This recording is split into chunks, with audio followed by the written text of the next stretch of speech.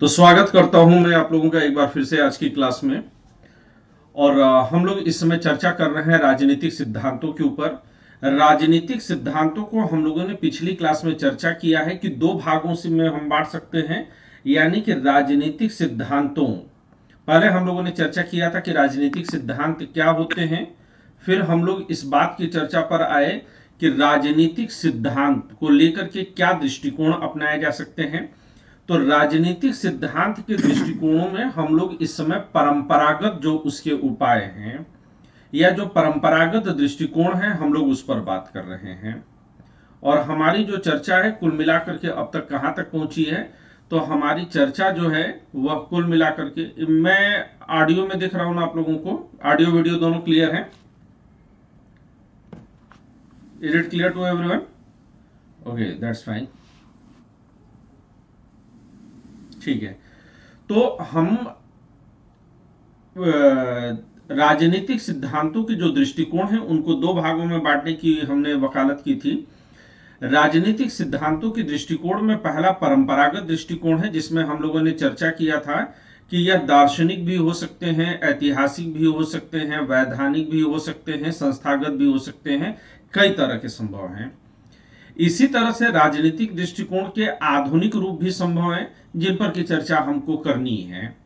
आज यहां पर हम लोगों की कोशिश ये होगी कि कल हम लोगों ने परंपरागत रूप में दार्शनिक दृष्टिकोण पर चर्चा की थी, उस पर जो है डिटेल में चर्चा की थी।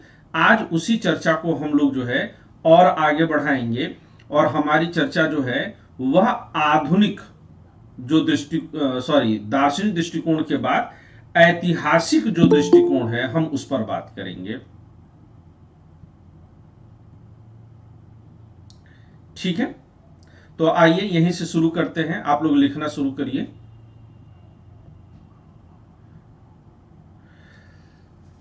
ऐतिहासिक दृष्टिकोण।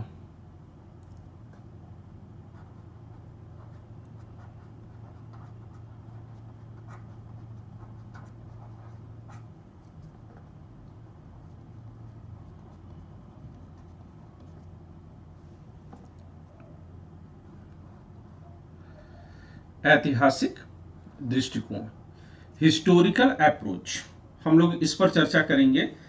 पहला पॉइंट जरा इसमें आप लोग लिखिए, ऐतिहासिक दृष्टिकोण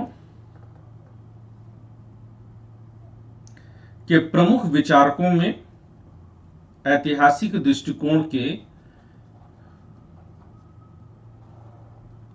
प्रमुख विचारकों में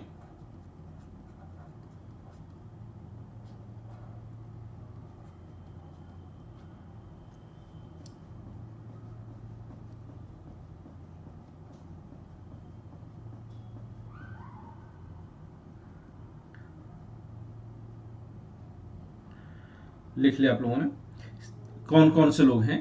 सेबाइन, जो नाम महत्वपूर्ण है, सेबाइन है। सेबाइन के बाद अगला नाम जो है हम लोग लिखेंगे मैक्लॉवेल।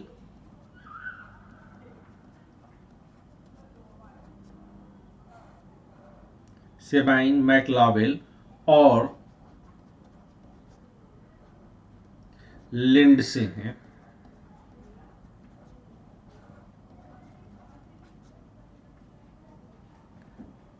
क्लियर है? अब यहां से जो है हम लोग सबसे पहले सेबाइन के बारे में बात करेंगे। लिखेगा, सेबाइन ने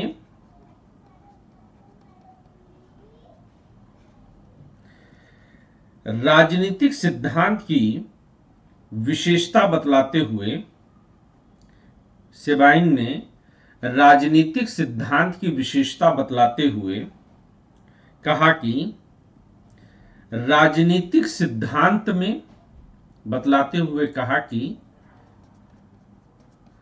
राजनीतिक सिद्धांत में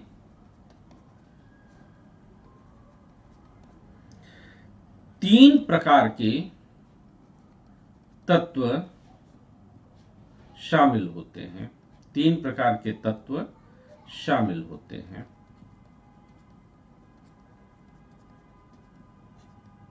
अब शब्द से ही पकड़ लीजिएगा कि यहां पर ऐतिहासिक दृष्टिकोण को प्रमुख रखा गया है और इतिहास को एक बार थोड़ा सा जो है इतिहास को चलते हैं। तो इतिहास को भी अगर मैं लूं तो इतिहास को कई कालखंडों में समझने की कोशिश की जाती है। जैसे कि इतिहास को कई बार राजनीतिक दृष्टिकोण से समझा जाता है, कई बार उसको सांस्कृतिक दृष्टिकोण से समझा जाता है। इतिहास भारत में भी लिखा गया, इतिहास पश्चिम में भी लिखा गया। जो भारत में इतिहास लिखा गया वह सांस्कृतिक, आर्थिक और अलंकारों की दृष्टि से, साहित्य की दृष्टि से लिखा गया। इसलिए पुराणों में आप बढ़ चढ़ करके जो है घटनाओं का वर्णन पाते हैं। इसके उलट अगर हम बात करें तो जो पश्चिम में लिखा गया,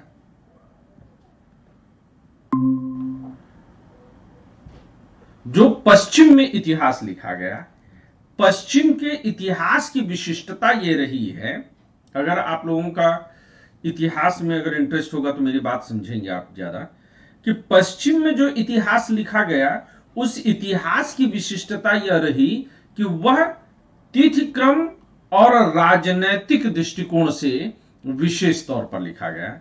हमारे यहां भारत में साहित्य की दृष्टि से लिखा गया, अलंकारों की दृष्टि से लिखा गया, सांस्कृतिक और आध्यात्मिक दृष्टिकोण से इतिहास लिखा गया।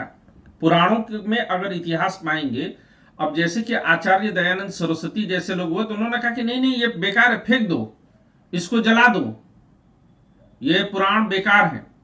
लेकिन ऐसा नहीं है, हमारे जो पुराण का इतिहास लेखन है वह आध्यात्मिक, नैतिक, सांस्कृतिक दृष्टिकोण से लिखा गया है।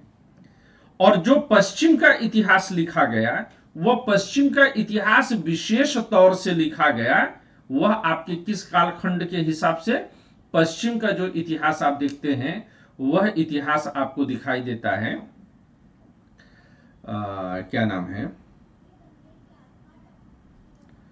राइट, कालखंड की दृष्टि से, कैलेंडर के हिसाब से और राजनीतिक दृष्टिकोण से। बाद में पश्चिम ने भी अपने इतिहास लेखन में सामाजिक और आर्थिक मूल्यों को शामिल करने की कोशिश की, लेकिन यह बहुत बाद में हुआ। ये बात समझ में आ रही है? आप कहेंगे कि आप इतिहास लेखन पर क्यों उतर गए। मैं इतिहास लेखन की बात को इसलिए यहां पर इतना तवज्जो दे रहा हूं ताकि मैं आपको इस बात को समझा सकूं कि जब सेबाइन, मैक्लॉवेल या लिंडसे जैसे विचारक ऐतिहासिक दृष्टि से राजनीतिक सिद्धांत को समझा रहे हैं तो इनके समझाने में कालखंड या कालक्रम या कैलेंडर के हिसाब से राजनीतिक सिद्धांतों का विकास या विभाजन आपको देखने को मिलेगा। मेरी बात समझ में आई या मैंने कहीं ज्यादा कठिन बातें कर दी, ज्यादा टिम्बकटू कर दी? जरा बताइएगा तो। बात समझ में आई पूरी तरीके से?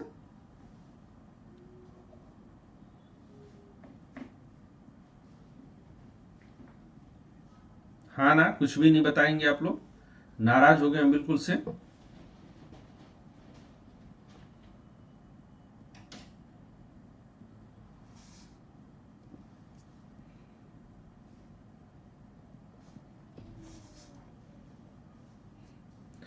चलिए, अगर हम इसी जो है कालखंड, इसी दृष्टिकोण को अगर हम मान लें, मुझे लग रहा है कि आप लोग के मैसेज आ रहे हैं। हाँ ठीक है, वो मुझे नहीं दिख रहे थे। तो यहां पर हम लोग लिखेंगे कि राजनीतिक सिद्धांत में 3 प्रकार के तत्व शामिल होते हैं और इसमें से पहला है तथ्यात्मक।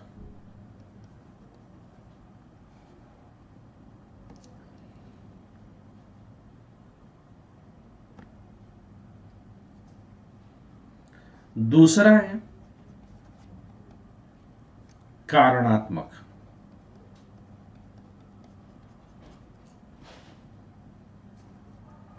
और तीसरा है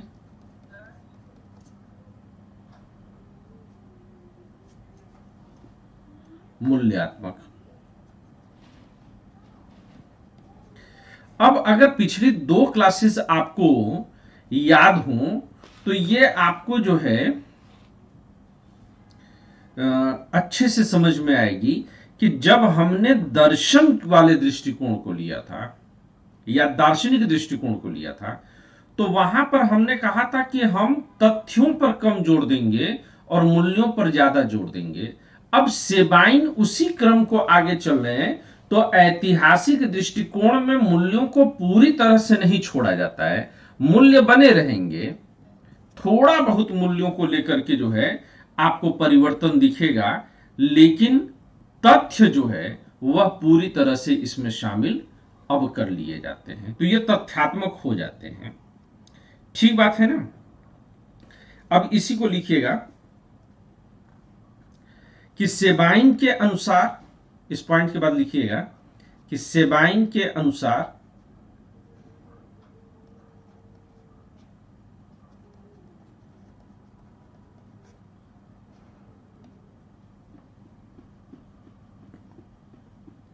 महान राजनीतिक सिद्धांतों का निर्माण, सेबाइन के अनुसार महान राजनीतिक सिद्धांतों का निर्माण अत्यधिक संकट और तनावपूर्ण परिस्थितियों में हुआ। महान राजनीतिक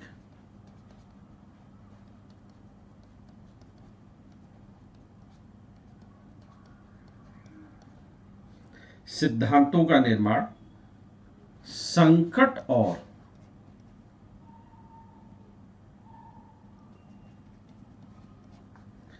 तनावपूर्ण परिस्थितियों में हुआ।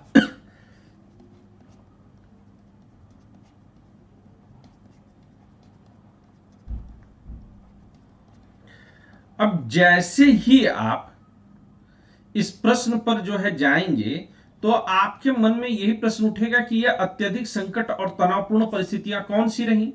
और जैसे ही आप उन परिस्थितियों को जानने की कोशिश करेंगे, तो निसंदेह आपको इतिहास के पन्ने खंगालने पड़ेंगे। तो आप क्या सेबाइन के विचारों में जो इतिहास के पन्ने छिपे पड़े हैं, आप उनको समझ रहे हैं कि वो सेबाइन जो है क्या कहने की कोशिश कर रहे हैं, कहां पर इतिहास के पन्ने ये छिपा करके बैठे हुए हैं।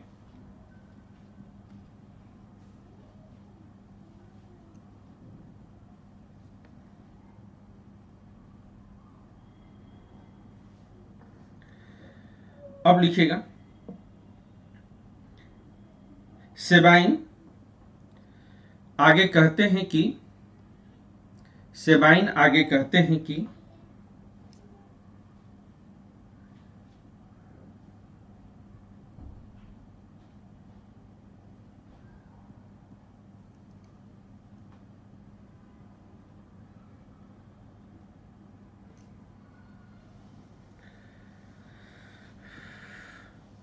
समूचे राजनीतिक सिद्धांत के इतिहास में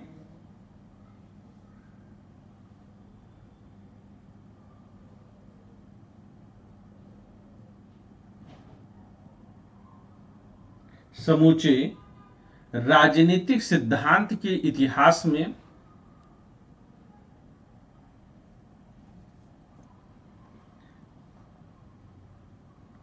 प्रमुख रूप से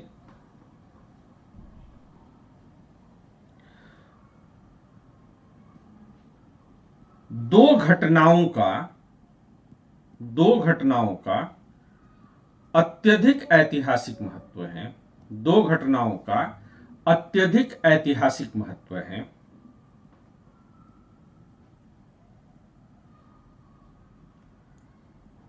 नंबर 1, तीसरी चौथी शताब्दी ईसा पूर्व,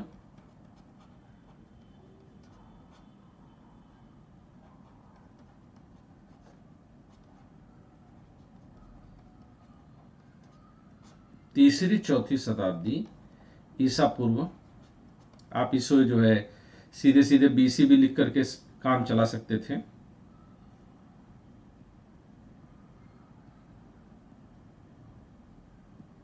तीसरी चौथी शताब्दी ईसा पूर्व। जब प्लेटो और अरस्तु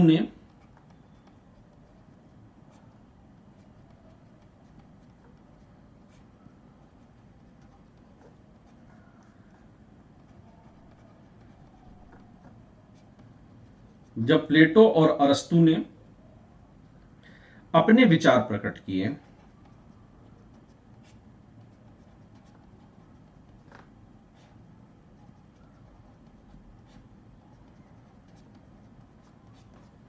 जब प्लेटो और अरस्तु ने अपने विचार प्रकट किए। दूसरा,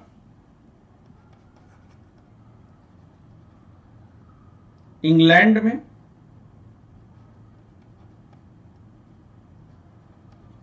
इंग्लैंड में 1640 से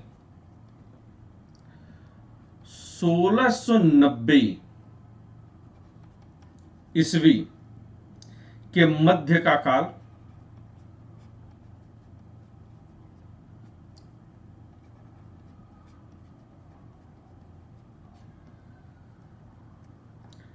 जिसमें हॉब्स और लॉक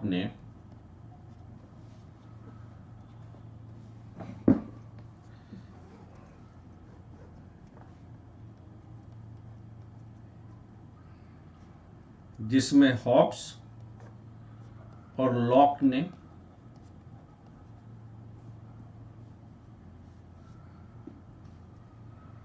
अपने राजनीतिक सिद्धांतों का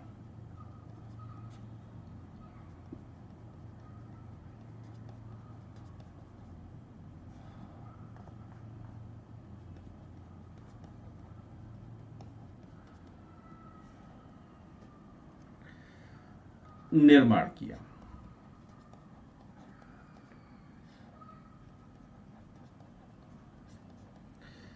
अब ये दोनों लाइन अगर आपने लिख ली तो एक बार फिर से सेबाइन की स्टेटमेंट की छानबीन करनी चाहिए।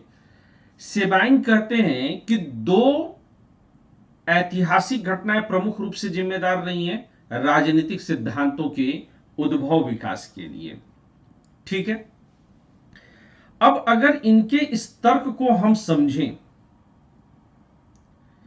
तो ये कहते हैं कि एक जो है वह तीसरी चौथी शताब्दी ईसा पूर्व जब प्लेटो और अरस्तु ने अपने विचार प्रकट किए, ये कौन सा ऐसा संकटमय और तनावपूर्ण काल रहा होगा प्लेटो और अरस्तु का। एक्चुअली में जब प्लेटो और अरस्तु का काल है ये थोड़ा और पीछे चलिए, जब छठी शताब्दी ईसा पूर्व का अंतिम चरण था यूरोप में, खासतौर से यूनान में, तो वहां पर सोक्रेटिस का समय था और सोक्रेटिस के ठीक पहले जो ग्रीक और यूनान समाज था वहां पर सोफिस्टों का बोलबाला था, या बहुत सही अपना, वहां पर किसका बोलबाला था, वहां पर बोलबाला जो है वह सोफिस्टों का था। और सोफिस्ट क्या करते थे, ये पूरी तरह से बुद्धि विलासी लोग थे, बुद्धि विलासी लोग थे। ये दिमाग के बहुत तेज लोग होते थे, ये तर्कजीवी लोग थे, तर्क के आधार पर किसी बात को सिद्ध करते थे और तर्क के आधार पर किसी बात को नकार देते थे।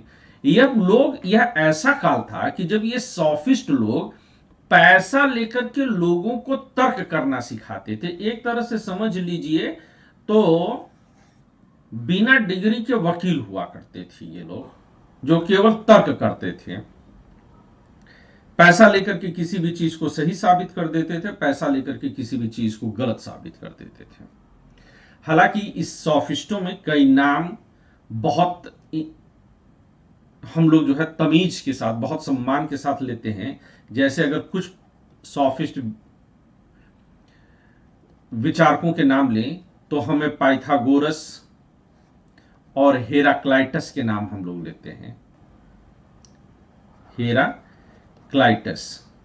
हालांकि आप लोग के लिए ये नाम महत्वपूर्ण नहीं है, आप लोग छोड़ दीजिए, मैं सिर्फ समझने के लिए ले रहा हूं। तो पाइथागोरस और हेराक्लाइटस जैसे कुछ अच्छे नाम मिले, लेकिन ये लोग जो है सिर्फ तर्क लेकर के जो है पैसा लेकर के तर्क करते थे, जिससे कि कोई एक विचारधारा या कोई एक बात जो है वह समाज में स्थापित नहीं हो पा रही थी। दूसरे, ग्रीक और यूनान के बहुत छोटे छोटे राज्य ऐसे थे जो आपस में लड़ रहे थे, और सुकरात तक को अपनी जान गंवा करके जो है वहां पर सत्य को स्थापित करना पड़ता है, जहर पीना पड़ता है सुकरात को। प्लेटो को भी, हेमलॉक का भी नाम, हाँ ठीक है, अच्छा नाम हेमलॉक है, चंद नाम लिया उसमें से। अगर हम जो है सुकरात के ही शिष्यों में प्लेटो के बारे में बात कहें, तो प्लेटो भी अपने मूल देश में इज्जत नहीं पाते, उनको कहीं और जाना पड़ता है, और जहां जाते हैं वहां से भी वो भगाए जाते हैं। मैं पूरी कहानी प्लेटो की नहीं जाऊंगा, प्लेटो पर चर्चा करनी है तब इस पर हम लोग बात करेंगे। तो न तो दर्शन स्थापित हो पा रहा था, न राज्य स्थापित हो पा रहे थे। ऐसी दशा में, उस संकट की स्थिति में यह बताना बड़ा जरूरी हो गया था कि राज्य की भूमिका क्या होगी। और इसी समय जब सभी राज्य, छोटे छोटे राज्य आपस में टकरा रहे थे, एक राज्य दूसरे राज्य पर जीतने की कोशिश कर रहा था, ऐसे में सिकंदर का उद्भव होता है। तो सुकरात के शिष्य प्लेटो, प्लेटो के शिष्य अरस्तु, और अरस्तु का शिष्य अलेक्जेंडर या सिकंदर हुआ। तो एक क्रम मिलता है कि कैसे एक विशुद्ध दार्शनिक प्रक्रिया ने एक बड़े साम्राज्य की नींव डालने में मदद की। और अगर आप देखेंगे तो सुकरात की कुछ बातों से नाराज या अलग होते हुए प्लेटो दिखाई देते, लेकिन बहुत नहीं। लेकिन प्लेटो की बातों से बहुत हट करके जो है अरस्तु जरूर दिखाई देते हैं। और अरस्तु के दार्शनिक सिद्धांतों को पूरी तरह से नकारता हुआ उनका शिष्य सिकंदर भी दिखाई देता है, अलेक्जेंडर भी दिखाई देता है। तो ये उथल पुथल का, भारी उथल पुथल का दौर था, और इसी दौर में प्लेटो और अरिस्टोटल के जो है दर्शन सामने आते हैं। फिर जब 16वीं 17वीं शताब्दी के बारे में आप आते हैं, जब दूसरा कालखंड सेवाएं जिसकी चर्चा करते हैं, वह ऐसा दौर था कि जब राजतंत्र और धर्मतंत्र के गठजोड़ से पूरा का पूरा पश्चिमी जगत परेशान था। और यह वह दौर था जब एक बार फिर पूरी दुनिया में फ्रांस, ब्रिटेन, पुर्तगाल, डच, ये सब जो है अपना अपना वर्चस्व बनाने के लिए और उपनिवेशों को अधिक से अधिक अपने नियंत्रण में लेने की कोशिश कर रहे हैं। और जनता धर्म और राज्य के मिले जुले स्वरूप से भी परेशान थी। तो एक बार फिर फ्रांस में जो क्रांति की अलग जगती है, वह अमेरिका से होते हुए ब्रिटेन में भी वह दिखाई देती है। तो पूरा पश्चिम परेशान था। इसीलिए हॉब्स ने उस दौर में यह सोचा कि शायद आदमी अपने शुरुआती काल में ऐसा ही रहा होगा और बाद में आदमी सुधरा होगा और राज्य की परिकल्पना सामने आई होगी। हम हॉब्स पर भी आगे चर्चा करेंगे, जो आदिम जाति के सिद्धांत के तौर पर हॉब्स बोलते हैं। तो इनको लगता है कि जब जब, सेवाइन को लगता है कि जब जब दुनिया गहरे संकट में फंसती है, तब तब घनघोर अंधेरा जब भी छाता है, तो उससे एक चमकीली प्रकाश की रेखा हर बार निकलती है। लेकिन सेबाइन को द्वितीय विश्व युद्ध का आभास नहीं था, नहीं तो वहां पर भी वो कुछ कहते। क्या मेरी बात आप लोग को पूरी तरह से समझ में आ रही है, या बात को समझने में दिक्कत हो रही है? एक व्यवस्थित क्रम के रूप में आप बात को समझ पा रहे हैं? सभी लोग इस बात का जवाब देंगे। Okay, done. सपना तुझे नहीं समझ, सपना बोलो, श्वेता तुझे दिक्कत हो रही है कुछ?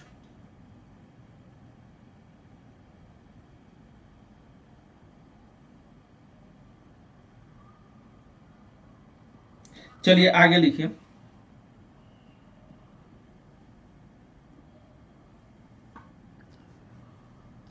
सेबाइन के अनुसार, आगे फिर लिखिएगा,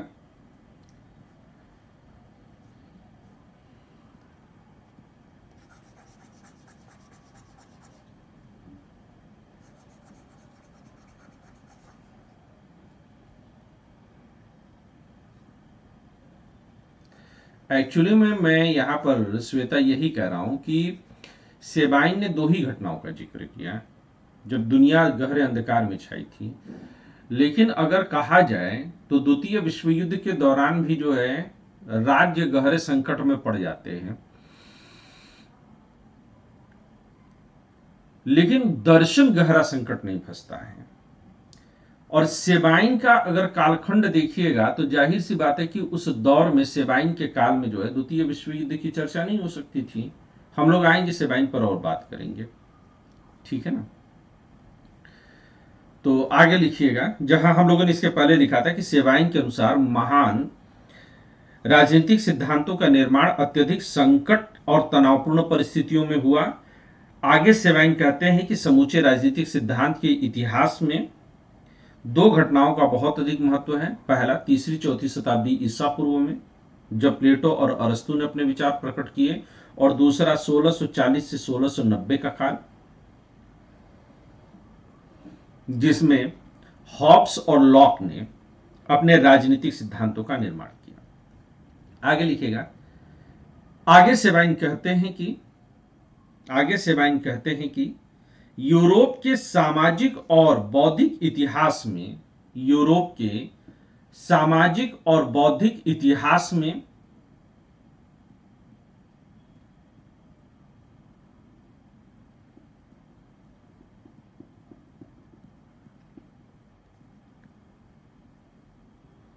ये काल अत्यधिक महत्वपूर्ण माने जाते हैं। ये काल अत्यधिक महत्वपूर्ण माने जाते हैं क्योंकि इन्हीं संकटपूर्ण परिस्थितियों के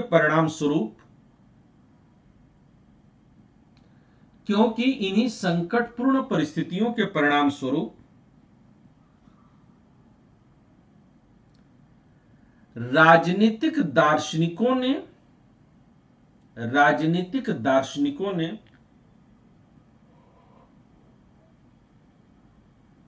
अपने विचार व्यक्त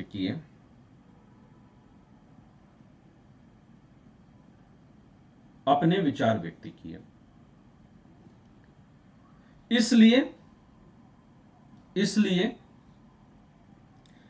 राजनीतिक सिद्धांत को समझने के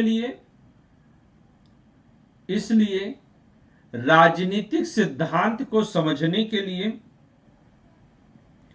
उस देश काल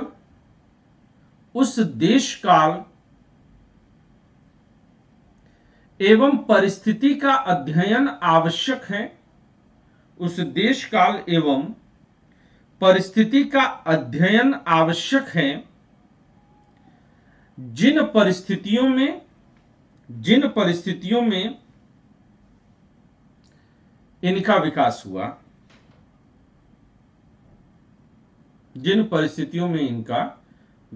हुआ।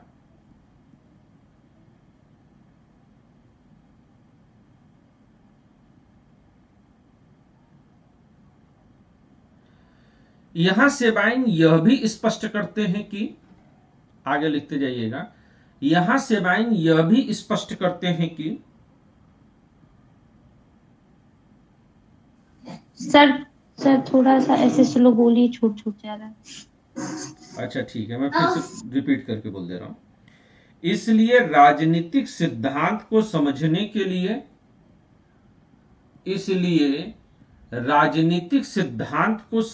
के लिए उस देश काल एवं परिस्थिति का अध्ययन आवश्यक है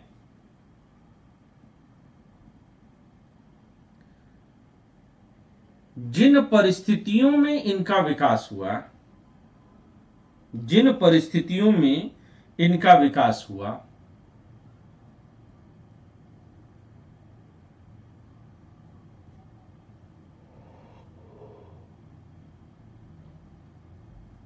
आगे लिखिएगा।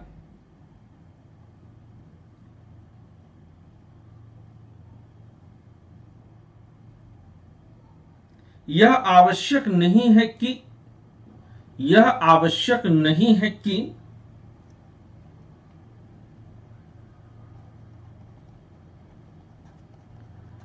राजनीतिक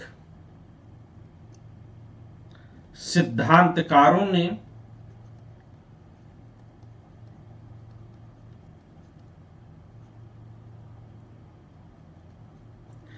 इन घटनाओं में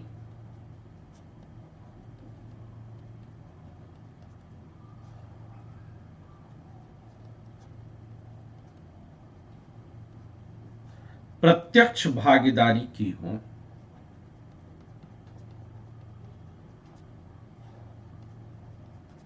इन घटनाओं में प्रत्यक्ष भागीदारी की हो,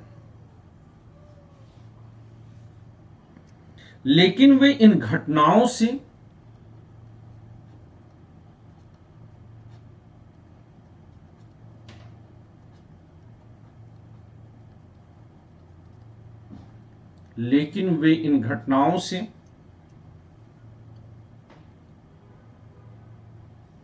प्रभावित होते हैं।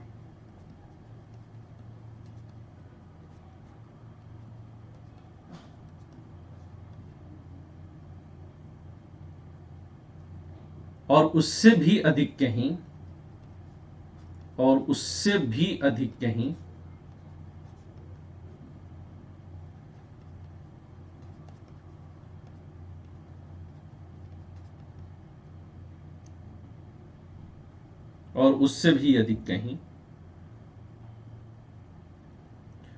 वे घटनाओं को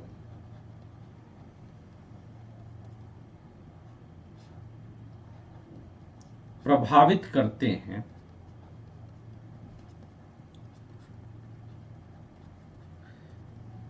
यानी कि सेवाइन ये कहते कि जरूरी नहीं कि इतिहासकार उस कालखंड में मौजूद रहे हों या स्वयं जो है तलवार लेकर के लड़ गए हों,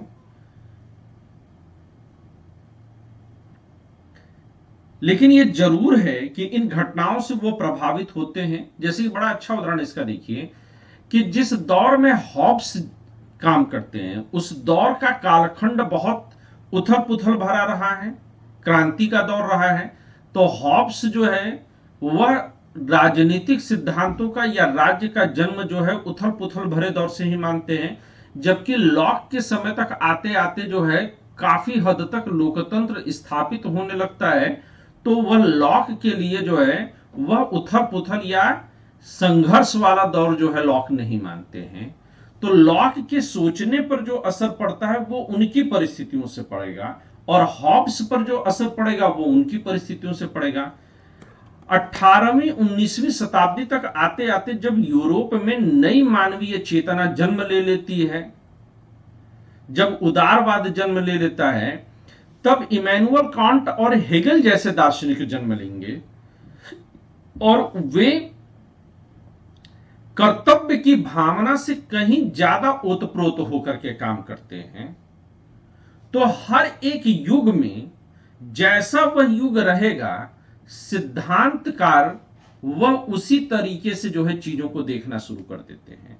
और सिर्फ देखते नहीं हैं बल्कि वह जैसे देखते हैं वैसे बाकी दुनिया को भी दिखा देते हैं। वह देखते तथ्य के रूप में है और दुनिया को यह दिखाते हैं कि कैसा होना चाहिए। अगर आप सेबाइन के राजनीतिक सिद्धांत के 3 तत्वों को जो है याद करिए, जो मैंने पहले आपको बताया कि तथ्यात्मक, कारणात्मक और मूल्यात्मक, ये 3 के बारे में मैंने चर्चा की।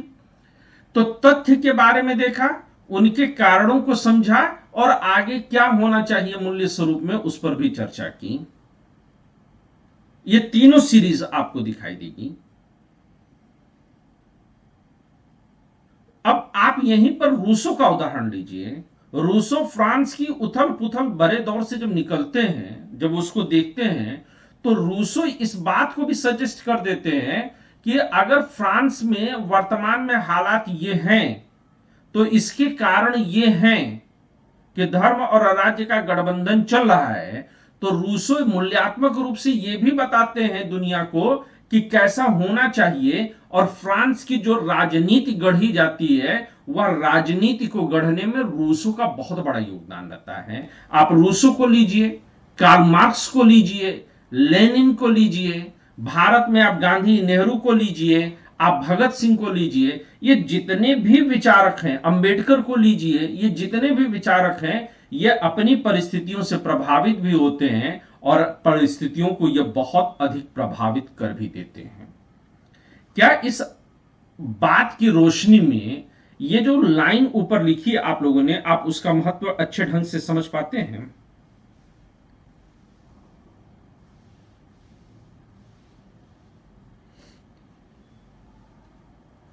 क्लियर है? एकदम पिक्चर क्लियर पूरी तरीके से? Every thinker is a child of his time, Laski. या डेफिनेटली। अभी तुमने तो एक राउंड पढ़ रखा है अपना, तो तुम्हारे लिए इजी है। बट अभी जो बिल्कुल नया नया शुरू कर रहे हैं तो हम लोग ऐसे बिल्कुल लास्की वगैरह का नाम इतना ज्यादा लाने की कोशिश करेंगे तो कंफ्यूज कर देंगे ना। तो हम धीरे धीरे कदम बढ़ाने की कोशिश कर रहे हैं। बट अच्छा है, every thinker is a child of his time, Laski का ये बड़ा बढ़िया जो है स्टेटमेंट है। आगे लिखिए। अब अगर इस चीज को कंक्लूड करें हम तो क्या निष्कर्ष निकलता है? इसलिए सेबाइन के अनुसार, अब फिर एक बार चलते हैं, सेबाइन के अनुसार, इसलिए सेबाइन के अनुसार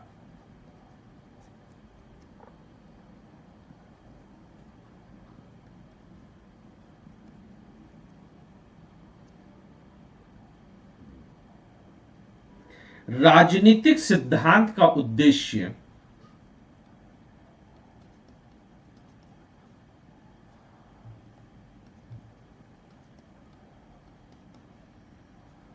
राजनीतिक सिद्धांत का उद्देश्य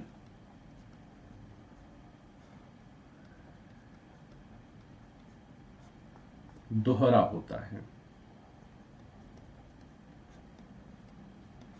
और यही दोहरा में जो बात कहने की कोशिश कर रहे हैं, ये अभी जो लाइंस मैंने बोली उसी को लिखना। पहला, अमूर्त विचारों का निर्माण करना। पहला, अमूर्त विचारों का निर्माण करना, जैसे कि गणतंत्र आदि के विचार, गांधी का ट्रस्टीशिप का सिद्धांत।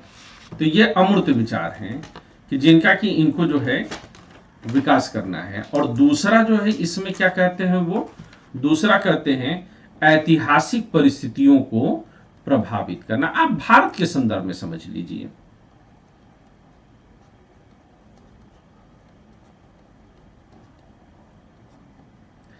ऐतिहासिक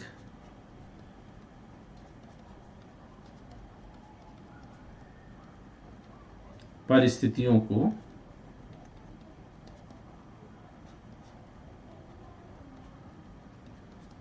प्रभावित करना। क्लियर है? ये दोनों चीज आ गई। पहला जो है, जब अमूर्त विचारों के निर्माण करने की बात कर रहे हैं तो मूल्यात्मक हो गई, और ऐतिहासिक परिस्थितियों को प्रभावित करना है तो कारणात्मक और तथ्यात्मक हो गई। ठीक है? अब लिखिएगा कि यह बिंदु उल्लेखनीय है कि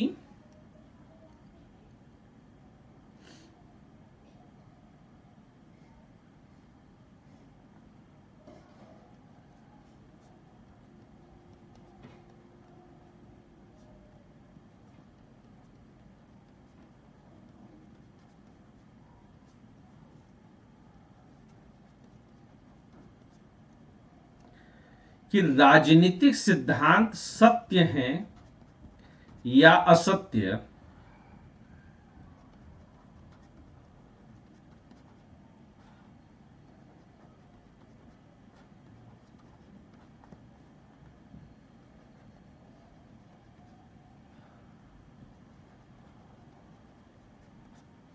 कि राजनीतिक सिद्धांत सत्य है अथवा असत्य, इसके मूल्यांकन की आवश्यकता होती है।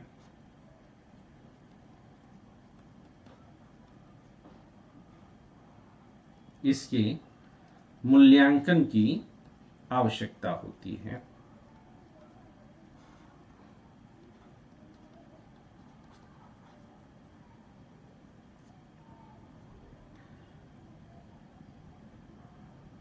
राजनीतिक सिद्धांत, आगे लिखिएगा,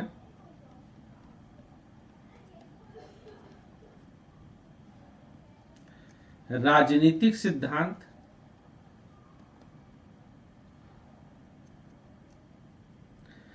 व्यर्थ की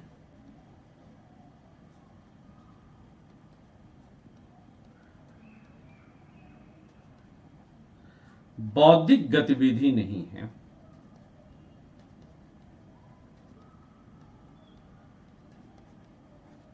राजनीतिक सिद्धांत व्यर्थ की बौद्धिक गतिविधि नहीं है, बल्कि इसके द्वारा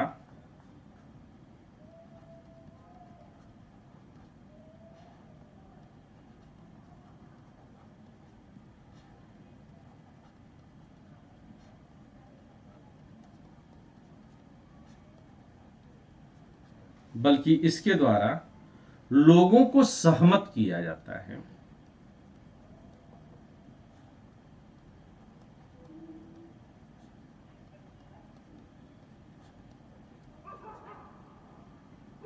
और विश्वास में भी लिया जाता है।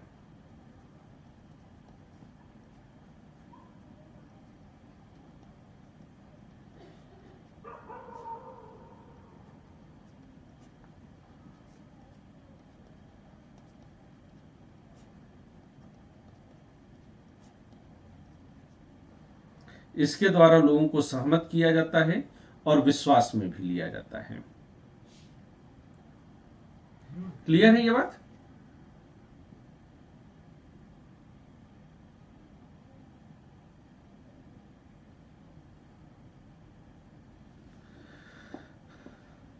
सेबाइन के अनुसार, आगे लिखिएगा,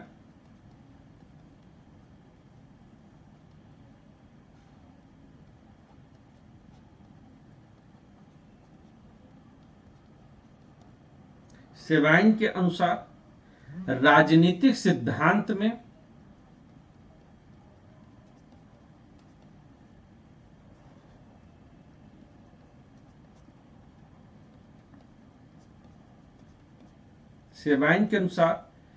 राजनीतिक सिद्धांत में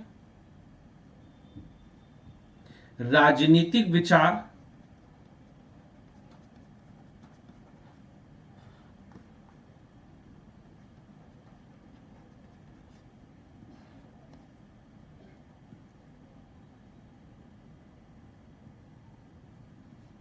राजनीतिक दर्शन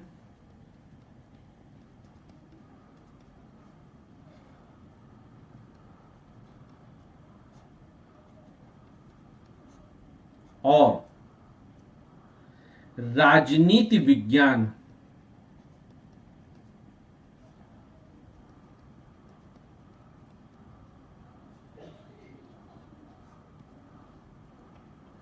भी सम्मिलित होते हैं।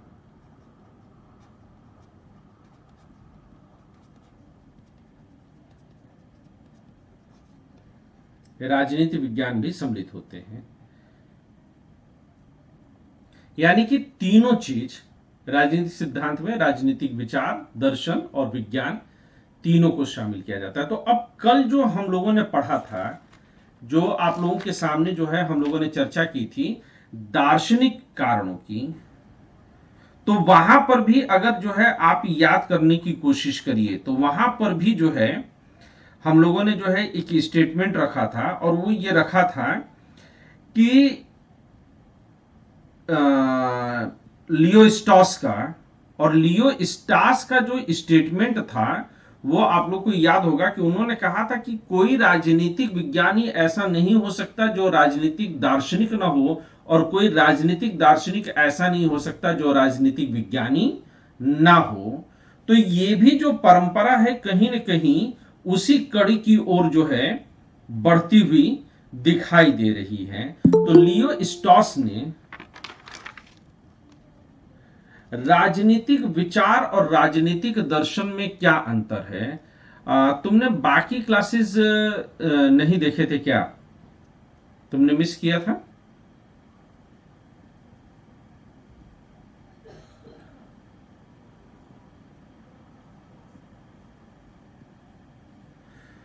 आज क्वेश्चन नहीं देंगे। विचार और दर्शन, इनके बीच में अंतर है। दर्शन आपको जो है, हमेशा मैंने एक बात कही थी कि दर्शन कभी भी होगा तो किसी भी विषय का वह द्वितीयक आधार प्रस्तुत करेगा। दर्शन किसी भी विषय का द्वितीयक आधार प्रस्तुत करता है, वह व्याख्या मात्र करता है। Philosophy is the secondary order of any subject. लेकिन जब राजनीतिक विचार के बारे में बात करते हैं तो विचार जो होता है वह जरूरी नहीं कि वह द्वितीयक व्याख्या के रूप में हो, वह एक हाइपोथेसिस के रूप में भी आ सकता है, एक परिकल्पना के रूप में भी आ सकता है, और जहां की वह प्रथम आधार आपको प्रस्तुत करता हुआ मिल जाए। तो हर एक विचार जो है अपने आप में दर्शन नहीं होता है। राजनीतिक विचार है की तरफ मुड़ता है, वह विज्ञान की तरफ ज्यादा जाता है, और जो दर्शन रहेगा वह हमेशा जो है मूल्य परक ही होगा। ठीक बात है अपर्णा, या अभी भी कंफ्यूजन है तो इसको और आगे जो है एक्सप्लेन करने की कोशिश करूं?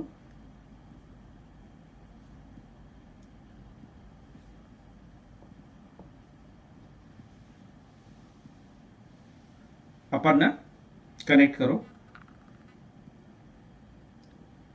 कहां कंफ्यूजन हो रहा है? सीधे वॉइस कनेक्ट करो अपर्णा।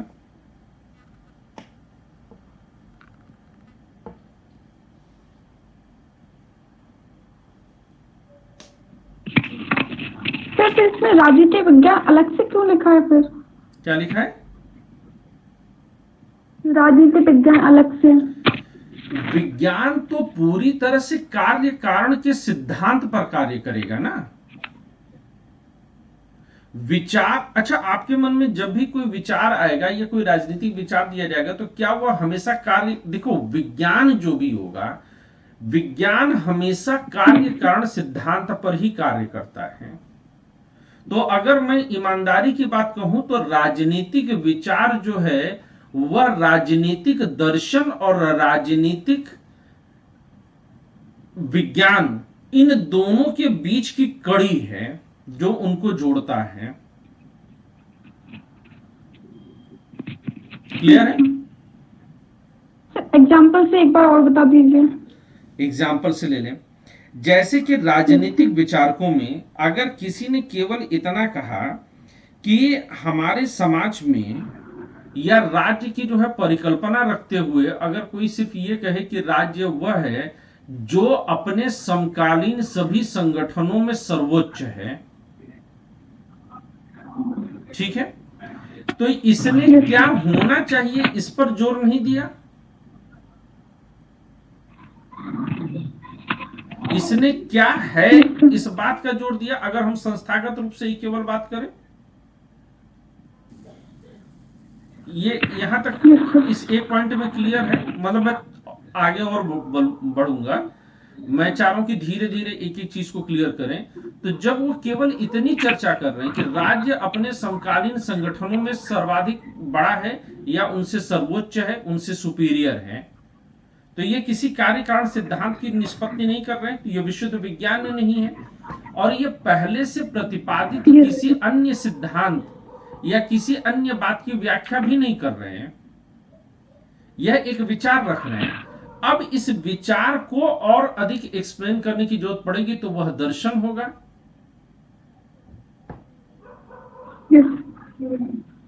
Getting my point? दर्शन कभी भी किसी भी विषय का द्वितीयक व्याख्या मात्र प्रस्तुत करती है। और अगर राजनीतिक विज्ञान होगा तो वह कार्य कारण सिद्धांत का आधार लेकर के आगे बढ़ेगी। क्लियर हुआ? पूरी तरह से? अभी भी कंफ्यूजन है तो हम और अधिक इस पर चर्चा कर सकते हैं, रुकेंगे नहीं। क्लियर हो गया सर। क्लियर है, दैट्स गुड। आगे चलिए, आगे लिखते हैं। श्वेता, अभी बेटा थोड़ा सा 1-2 दिन की क्लास का और वेट करो, जरा कुछ टॉपिक तैयार हो जाए। एक्चुअली में अभी चूंकि क्लासेस की शुरुआत किया है, बहुत सारे बच्चे बिल्कुल अभी नए नए हैं, हालांकि सभी लोग लाइव अभी नहीं आ पा रहे हैं, तो हम लोग धीरे धीरे इसको उठाने की कोशिश कर रहे हैं। लेकिन निसंदेह जो है, मुझे उम्मीद है कि मैं फ्राइडे तक मैं क्लास लूंगा, सैटरडे तक मैं क्लास लूंगा। तो हो सकता है कि मैं फ्राइडे या सैटरडे में पहला क्वेश्चन दूं, उसके बाद उसकी फ्रीक्वेंसी धीरे धीरे मैं बढ़ाऊंगा। जैसे जैसे हम पढ़ते जाएंगे वैसे वैसे क्वेश्चन और ज्यादा अडॉप्ट करेंगे। आगे चल करके मैं टाइम भी, ड्यूरेशन भी जो अपना है, जो अभी तकरीबन 1.5 घंटे का ही रख रहा हूं, उसको 2 घंटा 2.5 घंटा से लेकर के मैं 3-3.5 घंटे तक जाऊंगा। ठीक है? तो मैं चाहता हूं कि धीरे धीरे बात को समझा जाए। ठीक है, आप लिखिएगा, आगे लिखिएगा। ऐतिहासिक दृष्टिकोण की आलोचना, मैं इसलिए लिख दे रहा हूं क्योंकि अगर बोलते समय कहीं छूट जाए तो वो भी हम लोग ले लें। ऐतिहासिक दृष्टिकोण की आलोचना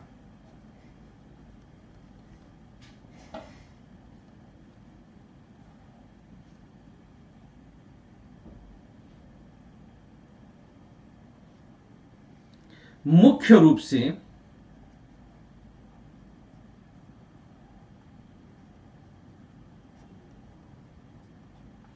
अनुभववादी विचारकों द्वारा की गई है।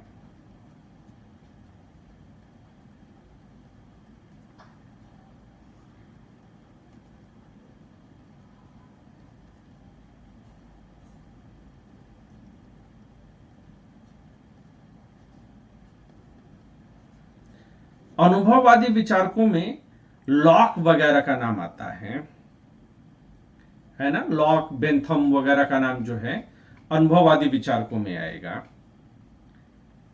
तो अनुभववादी विचारकों द्वारा की गई हैं। ईस्टर्न ने, यहीं पर एक नाम बढ़ाइएगा,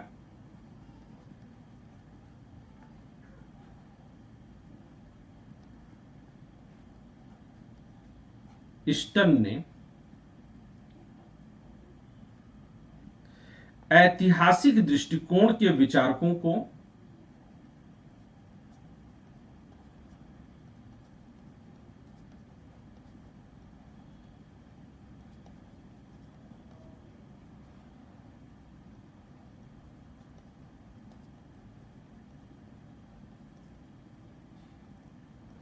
ऐतिहासिक दृष्टिकोण के विचारकों को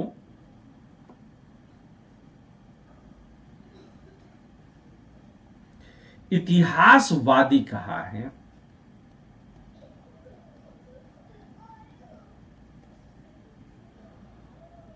को इतिहासवादी कहा है।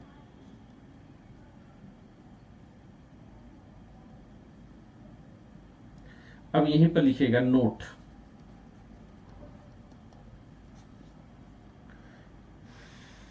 नोट संख्या 1, इतिहास को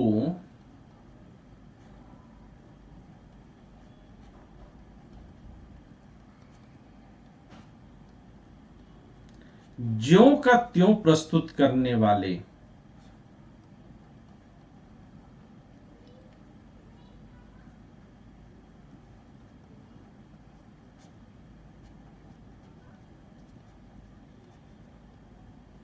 इतिहासवादी कहलाते हैं। ज्यों का त्यों प्रस्तुत करने वाले इतिहासवादी कहलाते हैं।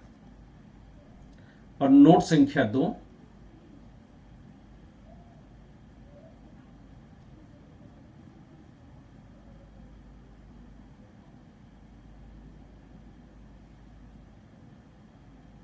और इस इतिहास से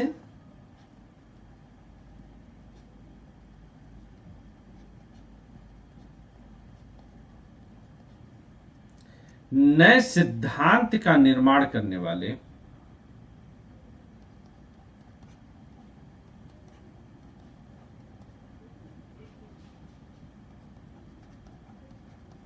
निर्माण करने का काम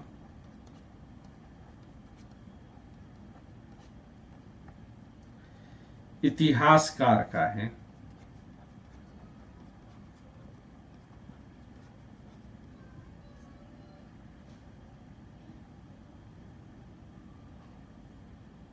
यहां पर वस्तुतः इतिहासवादी और इतिहासकार का अंतर बताया जा रहा है।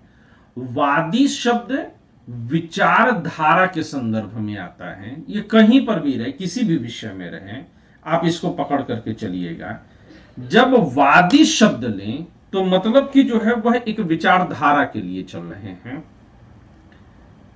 तो जब वो कहते हैं कि इतिहासवादी हैं तो मतलब कि इतिहास को ज्यों का त्यों स्वीकार कर लिए, लेकिन जब किसी चीज के साथ कार शब्द मिल जाए, रचनाकार, लेखाकार, मूर्तिकार, कलाकार, तो मतलब यह है कि उनका अपना सृजन है, उनकी अपनी रचनात्मकता है जो नई चीजों को गढ़ करके तैयार कर देता है। जैसे पत्थर को ज्यों का त्यों देख करके बताना, यह भूगर्भ शास्त्री का काम है, और उसी पत्थर से एक नर्तकी या एक देवी को गढ़ देना यह मूर्तिकार का काम है।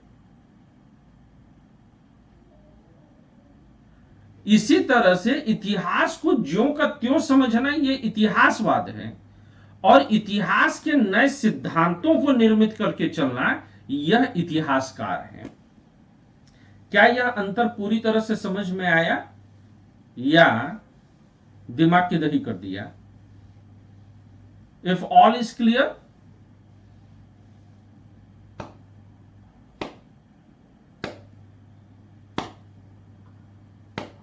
Okay, that's good.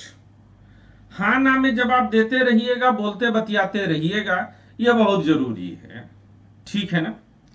आगे लिखिएगा जरा। ईस्टन के अनुसार, आगे लिखिएगा, ईस्टन के अनुसार इन विचारकों ने इतिहास की घटनाओं का अध्ययन करके, इन विचारकों ने इतिहास की घटनाओं का अध्ययन करके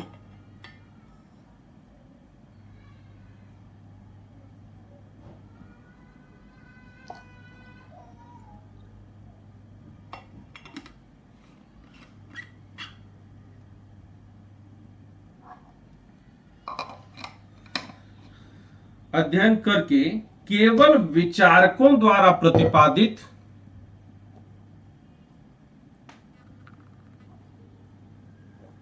ईस्टन के अनुसार इन विचारकों ने इतिहास की घटनाओं का अध्ययन करके केवल विचारकों द्वारा प्रतिपादित मूल्यों को पुनर्जीवित किया,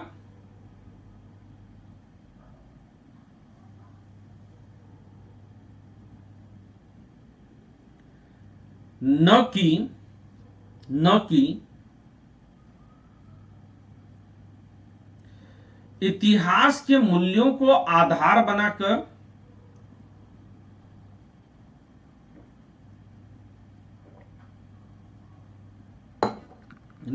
इतिहास के मूल्यों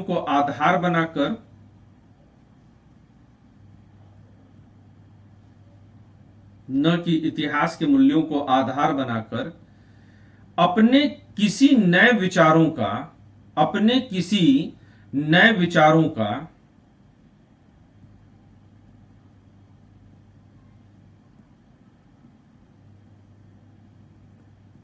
निर्माण किया, न कि अपने किसी नए विचारों का निर्माण किया।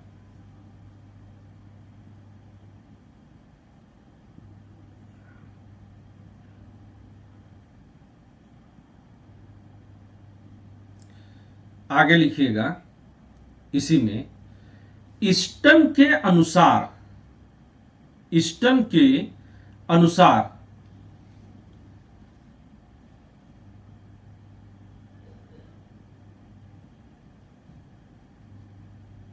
यह कार्य मूलतः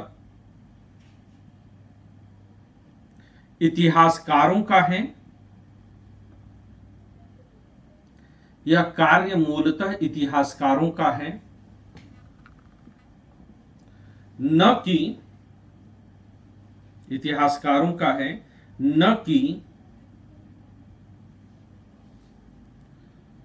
राजनीतिक सिद्धांतकारों का, न कि राजनीतिक सिद्धांतकारों का।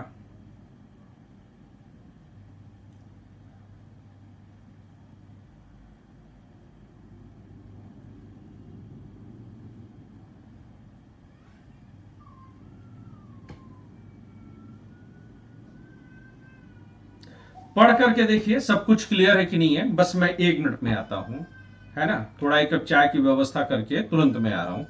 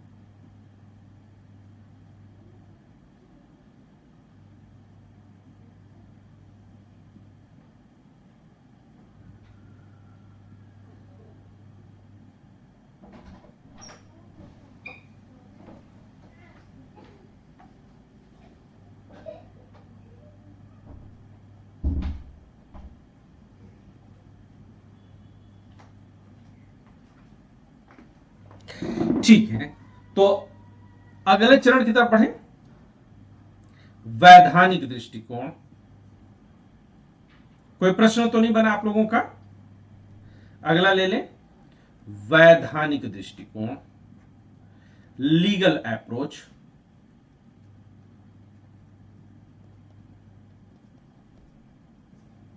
Legal approach. अब नाम से ही क्लियर है कि इसमें जो राजनीतिक सिद्धांत विकसित किए जाएंगे वह राज्य के विधि निर्माण करने को केंद्र में रख करके लिए जाएंगे। नाम से ही क्लियर हो जाना चाहिए कि हम कौन सा अप्रोच लेने जा रहे हैं। सही बात है ना?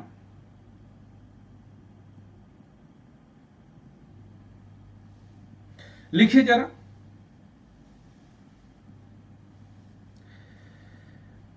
वैधानिक दृष्टिकोण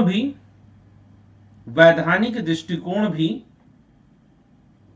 एक परंपरागत दृष्टिकोण है। एक परंपरागत दृष्टिकोण है जिसमें राजनीति को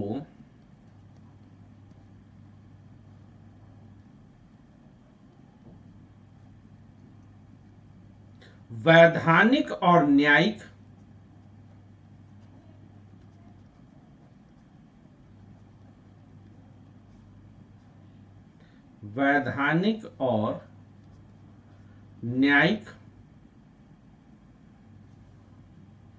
प्रक्रियाओं व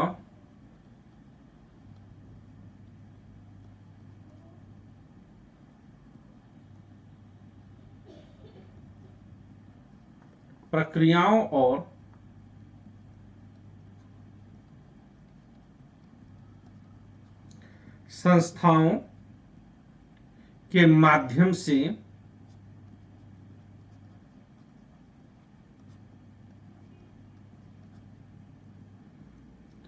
अध्ययन करने का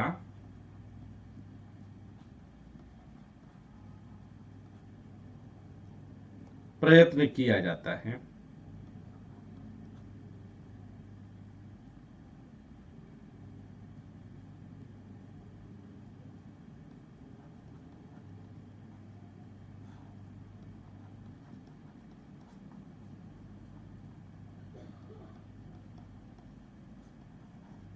अध्ययन करने का प्रयत्न किया जाता है, क्योंकि विधि निर्माण का कार्य, आगे लिखिएगा, क्योंकि विधि निर्माण का कार्य राज्य के द्वारा किया जाता है, क्योंकि विधि निर्माण का कार्य राज्य के द्वारा किया जाता है।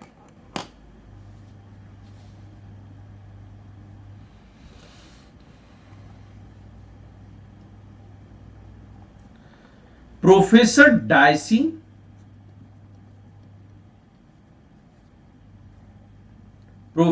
डायसी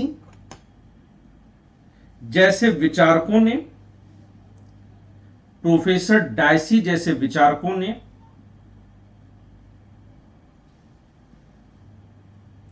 राज्य को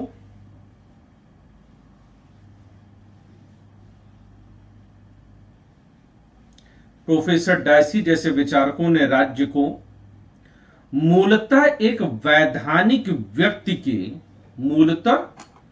राज्य को मूलतः एक वैधानिक व्यक्ति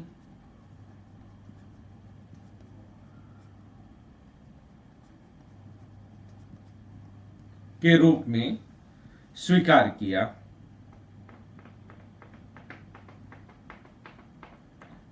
किया है,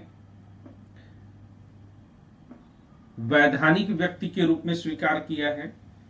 यानी कि यहां पर प्रोफेसर डायसी वगैरह आकर के क्या मानने लगते हैं कि राज्य एक वैधानिक व्यक्ति है, और इस वैधानिक व्यक्ति के अध्ययन के लिए, या आप ऐसे लिख लीजिए कि इसके अध्ययन के लिए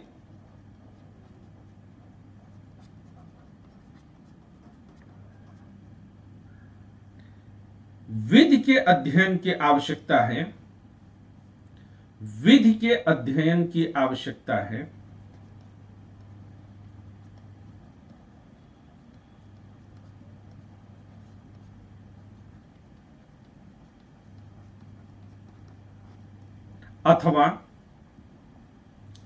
अथवा संविधान के अध्ययन की आवश्यकता है।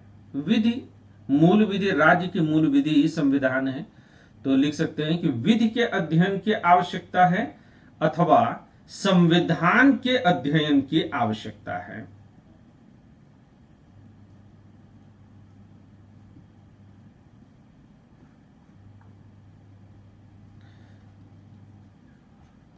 प्रोफेसर डायसी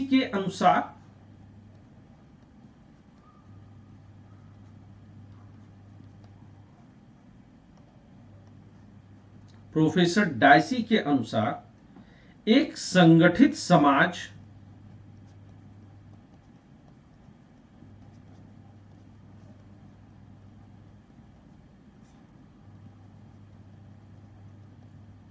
मूलतः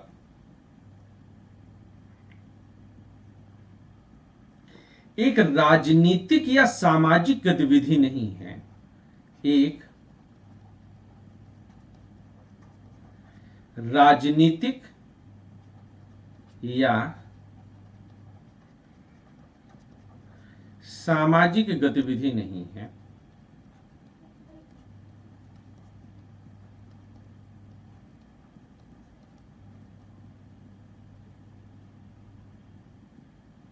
बल्कि यह विशुद्ध वैधानिक व्यवस्था है, बल्कि यह विशुद्ध वैधानिक व्यवस्था है।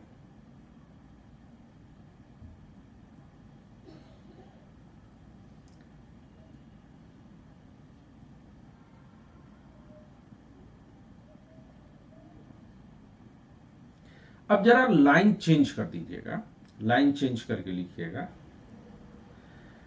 कि वैधानिक दृष्टिकोण का प्रारंभिक उल्लेख वैधानिक दृष्टिकोण का प्रारंभिक उल्लेख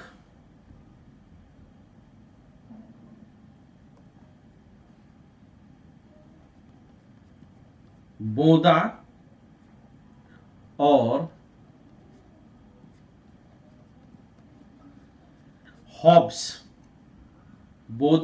हॉब्स जैसे विचारकों में पाया जाता है। बोदा और हॉब्स जैसे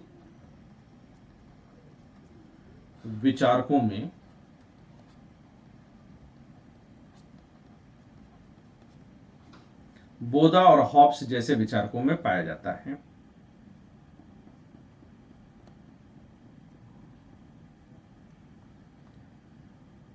हॉब्स ने स्पष्ट रूप से कहा कि यह बड़ा इंपॉर्टेंट कोटेशन है, इसको जरूर याद रखिएगा आप लोग, कि संप्रभु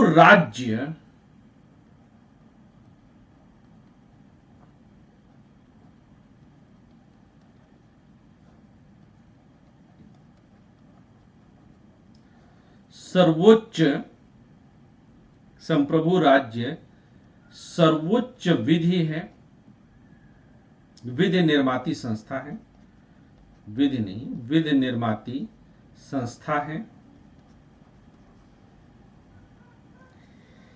इसकी आज्ञा का पालन न करने वाले को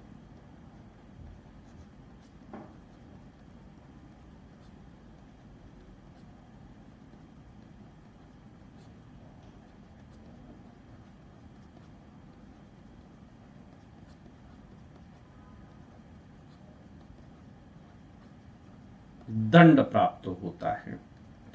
अब यहां पर यह याद रखिएगा कि हॉब्स ऐसे क्यों कहते हैं। जब हम लोग हॉब्स को पढ़ेंगे तो हम देखेंगे कि हॉब्स के समय में हर कोई लड़ रहा था और हॉब्स उससे जो है बिल्कुल अकताए हुए थे, पिंड छुड़ाने पर लगे हुए थे। तो हॉब्स को लगा कि ये आपस में लड़ते हुए लोगों से पिंड तभी छुड़ाया जा सकता है कि जब एक कठोर दंड देने वाला व्यक्ति हो या कठोर दंड देने वाली संस्था हो, और वो वहीं पर ला करके राज्य को बिठा देते हैं कि राज्य अल्टीमेट लॉ मेकर है और राज्य जो कहे वो मानना ही पड़ेगा। हॉब्स की इस बात को आप कुछ हद तक गांधी में भी लेकर के आते हैं। गांधी जब सविनय अवज्ञा आंदोलन या असहयोग आंदोलन के बारे में बात करते हैं, ये बड़ा मैं इंटरेस्टिंग फैक्ट आपको कनेक्ट करने की कोशिश करूंगा। तो गांधी, शुक्रिया बेटे, तो गांधी इस बात को कहते हैं कि अगर राज्य अत्याचारी है, राज्य अन्यायी है, तो राज्य का विरोध करिए, उसकी आज्ञा मानने से मना कर दीजिए। सविनय अवज्ञा आंदोलन का मूल दर्शन जो रहा है, इतिहास के तौर पर आपने पढ़ा है, उसको एक राजनीतिक दर्शन के तौर पर, एक आध्यात्मिक दर्शन के तौर पर भी समझिए कि गांधी क्यों अपने समकालीन लोगों से बहुत महान हो जाते हैं, क्यों गांधी पूरी दुनिया के लिए आदर्श बन जाते हैं।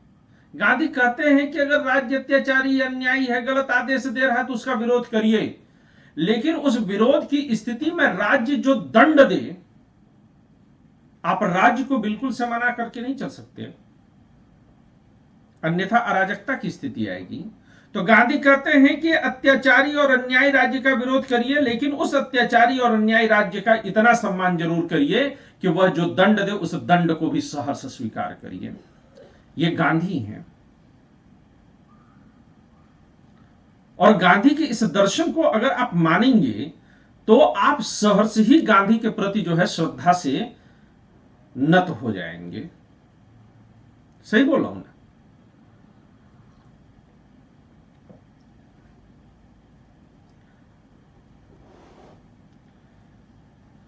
हॉब्स के विचारों में भी इसी बात को पढ़िए कि अगर राज्य की आज्ञा का पालन ना करेंगे तो दंड प्राप्त होगा। हालांकि हॉब्स ये नहीं कहते कि आप राज्य का विरोध कर दीजिए। हॉब्स चाहते हैं कि हर हाल में राज्य के विचार, हॉब्स राज्य को अत्याचारी और अन्याय नहीं मान सकते, क्योंकि राज्य पहले से ही बहुत अकताए हुए थे। क्लियर है ना मेरी बात? जरा आगे लिखिए।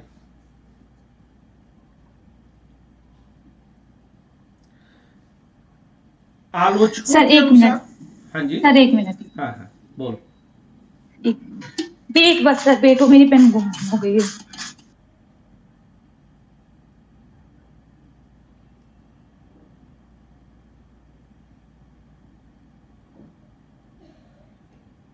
दूरबीन से ढूंढो, देखो मिलती है।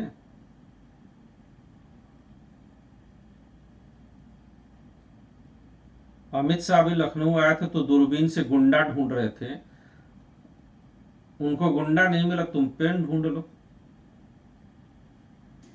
सर नहीं निकाल रहे हैं, बस नहीं निकाल रहे हैं, हो गया। चलिए सर लिखवाइए।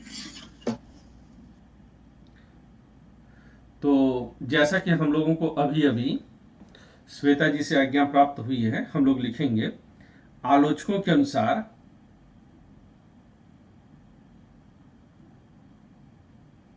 यह दृष्टिकोण अत्यधिक संकीर्ण है। आलोचकों के अनुसार यह दृष्टिकोण अत्यधिक संकीर्ण है, जिसमें केवल विधि पर ध्यान दिया गया है, जिसमें केवल विधि पर ध्यान दिया गया है,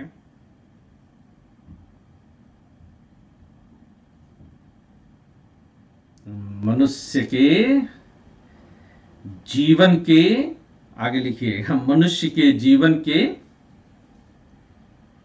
समस्त पहलुओं पर नहीं। अब मनुष्य का जीवन केवल कानूनी जीवन नहीं है। हम प्रेम करते हैं तो जब किसी के साथ हम अगाध प्रेम में होते हैं तो क्या हम कानून के हिसाब से होते हैं? नहीं। ये बड़ा बढ़िया जावेद अख्तर साहब ने कभी लिखा था कि पंछी नदियां पवन के झोंके, कोई सरहद ना इन्हें रोके। जब वो प्रेम आतुर होकर के बहता है, मनुष्य का जीवन प्रेम और घृणा दो तत्वों से बनता है। प्रेम सृजन करता है, सृष्टि करता है, घृणा नाश करता है, प्रलय लाता है। और ये दोनों ही, प्रेम और घृणा, ये दोनों ही मूल तत्व केवल विधि से नहीं। मैं अगर इस दर्शन की आलोचना करूं, इस दृष्टिकोण की आलोचना करूं, तो मानवीय जीवन में विधि कृत्रिम है। आप लोग इसे लिख नहीं सकते क्योंकि मेरा दृष्टिकोण एग्जाम में नहीं जाएगा, परंतु समझने के लिए इसको अपनाइएगा कि मानवीय जीवन में विधि कृत्रिम है, आर्टिफिशियल है। मानवीय जीवन सहज और सुचारू रूप से प्रकृति के नियमों के अनुसार ही संचालित हो सकता है।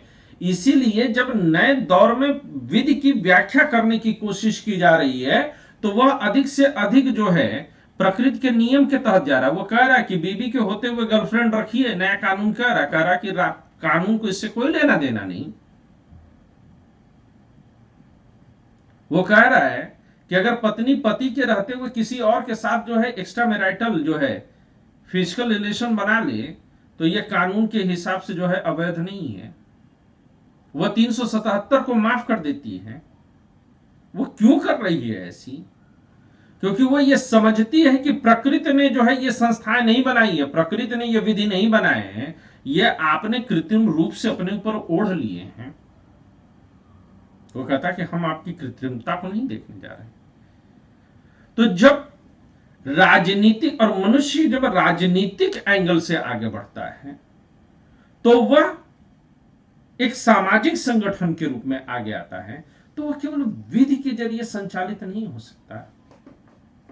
आप किसी का सम्मान करते हैं, आप किसी के प्रति सहर्ष बलिदान दे देते हैं, तो क्या आप विधि के अनुरूप कर रहे? नहीं। जब सीमा पर एक जवान शहीद होता है तो वो विधि की चिंता नहीं करता है, वह देश के प्रति, अपनी मिट्टी के प्रति जो उसकी उत्कृष्ट भावनाएं होती हैं वह उसको उस बलिदान के लिए प्रेरित कर देता है। तो कहीं न कहीं जो वैधानिक दृष्टिकोण है वह मनुष्य के जीवन के अन्य पहलुओं की उपेक्षा कर देता है। ठीक है ये बात?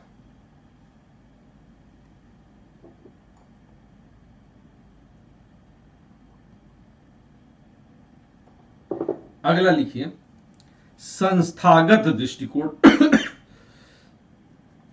अगला लिखिएगा,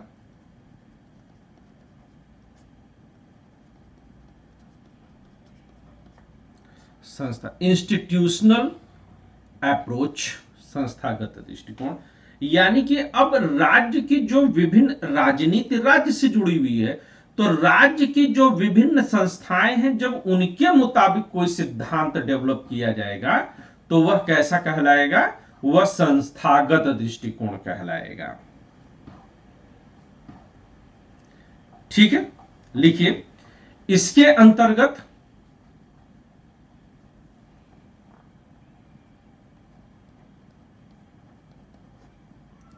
सरकार की औपचारिक संस्थाओं का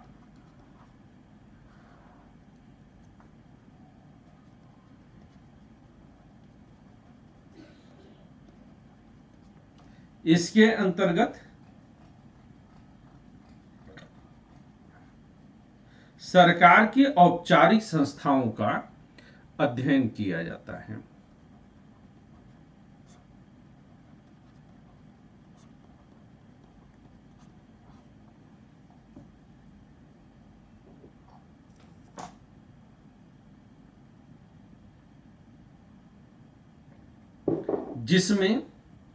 जिसमें विधायिका,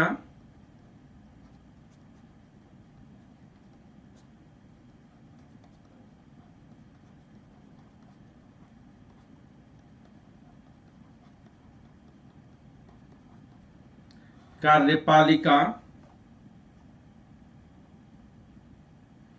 और न्यायपालिका सम्मिलित हैं।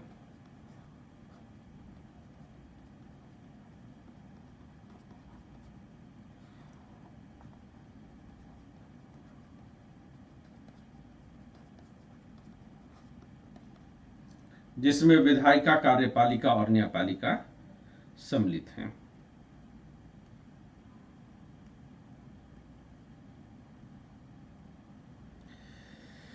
इस दृष्टिकोण का उल्लेख वाल्टर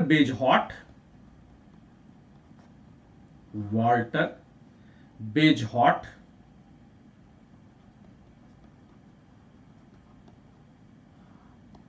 मुनरो और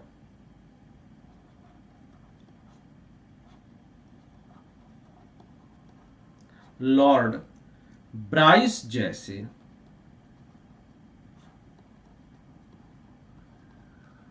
विचारकों में, जैसे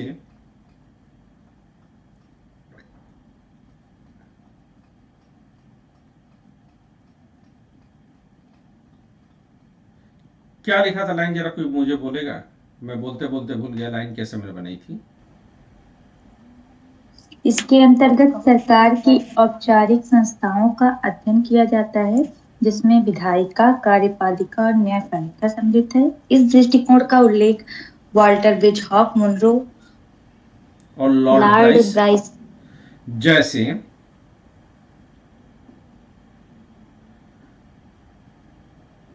विचारकों ने किया,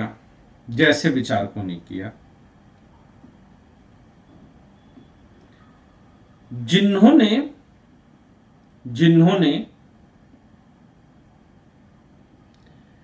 राजनीतिक सिद्धांत के अध्ययन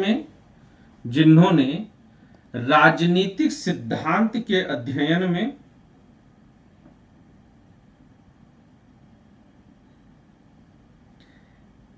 राजनीतिक व्यवस्थाओं के अध्ययन पर, जिन्होंने राजनीतिक सिद्धांत के अध्ययन में राजनीतिक व्यवस्थाओं के अध्ययन पर मूल बल प्रदान किया, मूल बल प्रदान किया।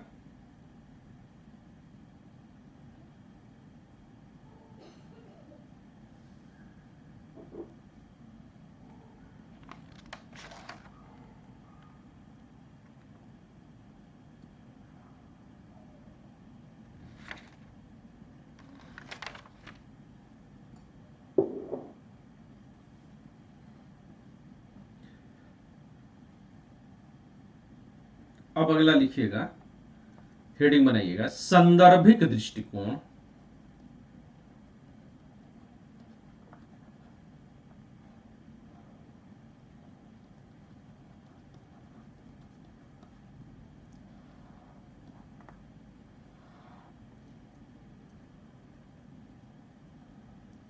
संदर्भिक दृष्टिकोण, प्रमुख विचारक कौन कौन से लोग हैं? प्रमुख विचारकों में अगर जाइएगा तो स्नीकर,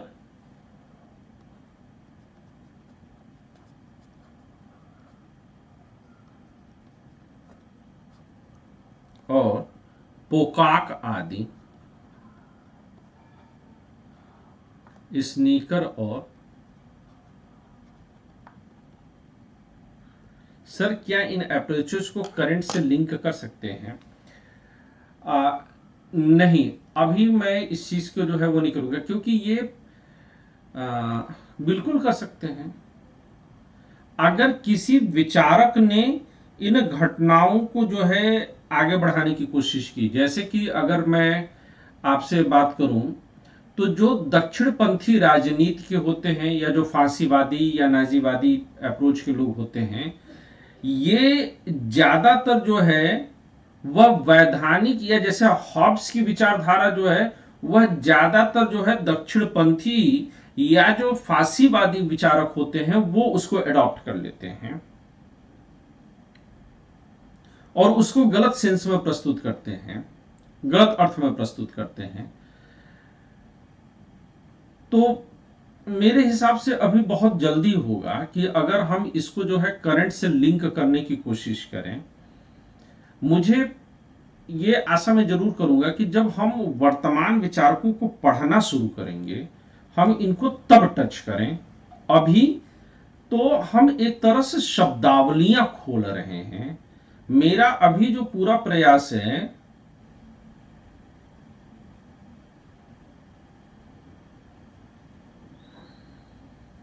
वो धीरे धीरे इन नामों से परिचित कराने की, चूंकि अपर्णा तुमने एक बार जो है पॉलिटी की पूरी PSIR की पूरी क्लास कर रखी है, तो तुम्हारे लिए इस काम को जो है आगे बढ़ाना बड़ा आसान है।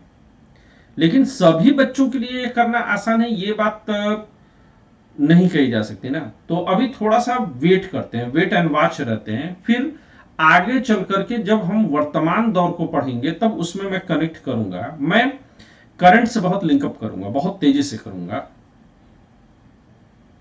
मैं दो काम जरूर करूंगा, एक तो तुलनात्मक और दूसरा समीचीन। ये दो काम मैं लेकर के चलूंगा। और कहीं कहीं जब मैं गांधी वगैरह को लाने की कोशिश कर रहा हूं तो मैं इसी तरफ आने की कोशिश कर रहा हूं। ठीक है ना? पूनम, मैं वस्तुतः तुम्हारा प्रश्न नहीं समझ पाया। क्या तुम ऑडियो के जरिए कनेक्ट करके मुझे बोलोगे कि तुम क्या कहने की कोशिश कर रही हो? ऑडियो ऑन करके बताओ कि क्या बोलने की कोशिश कर रही हो। सर, जैसे जितने भी अप्रोचेस आपने बताई है, जैसे जितने भी विचारक वगैरह आए हैं, तो वो कंटिन्यू रिमेम्बर्स कैसे रखे? आई मीन जैसे इन्होंने अलग अलग थ्योरी बताई है सब लोगों ने, तो जैसे बहुत सारे कनेक्टिविटी करनी पड़ती है, याद करना पड़ता है सबको। नहीं, मैं गॉट योर क्वेश्चन।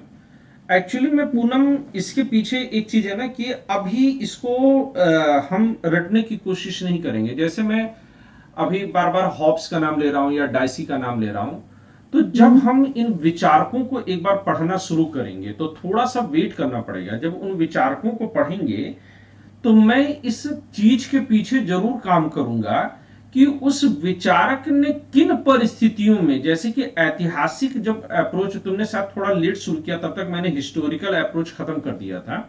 हाँ सर, थोड़ा सा लेट हो गया। हाँ, और ये शायद आपकी पहली क्लास भी है। हाँ सर। हाँ, तो हम लोग जो है, जब इसको मैं इसका रिकॉर्डेड सेशन आज का दूंगा, और जैसे कि अभी तो मैं सारी क्लासेस यूट्यूब पर डाल देता हूं अपने। आज ये थर्ड क्लास है, थर्ड डेमो क्लास है, तो आज तक की क्लास तो मैं वहां पर उपलब्ध कराऊंगा। आज के बाद मैं यूट्यूब पर तो क्लासेस ले जाऊंगा, लेकिन वो क्लास सिर्फ वही लोग देख सकेंगे जिनके साथ मैं लिंक शेयर करूंगा, ठीक है ना। इसके बाद तो ये क्लासेस पेड अवेलेबल होंगी। तो वहां पर जो है मैं हर एक जो है बिंदु को इस तरह से उठाने की कोशिश करूंगा। आप हिस्टोरिकल को जाकर के देखिएगा आज की क्लास का, जब यूट्यूब पर मैं इसको डालूंगा, तो वहां पर निसंदेह जो है ये अवधारणा मिलेगी हमको कि हॉब्स है या कोई भी विचारक है, तो उन्होंने किन परिस्थितियों में अपने सिद्धांत को जन्म दिया है। मैं वस्तुतः बिल्कुल पॉइंट से हट जा रहा हूं, एकदम से जो है डिस्ट्रैक्ट हो जा रहा हूं। और डिस्ट्रैक्ट होकर के मैं अगर इस बात को कहूं कि कोई भी विचार जो है क्यों मन में हमारे आती है, जैसे कि मैं कई बार ये पढ़ता हूं कि कोई व्यक्ति है, वो कहा कि जब मैं मरा तो मरने के बाद मुझको यमदूत ले गए और ऐसा ऐसा हुआ और फिर मैं लौट करके आ गया। या पुनर्जन्म का सिद्धांत भी होता है, तो ज्यादातर हिंदू के घर में ही जन्म लेता है। कोई मुसलमान के यहाँ पुनर्जन्म क्यों नहीं हो जाता? क्योंकि मुसलमानों में पुनर्जन्म का सिद्धांत ही नहीं है।